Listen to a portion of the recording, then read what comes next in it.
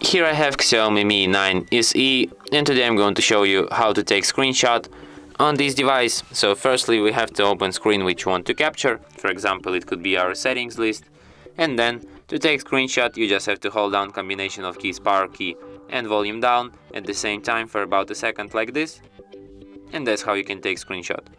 Let me show you one more time. Power key and volume down at the same time.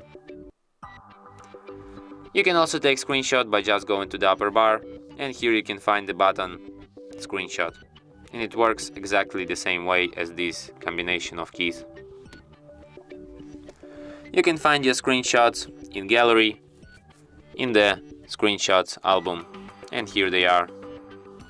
And from here you can share, edit or delete your screenshots.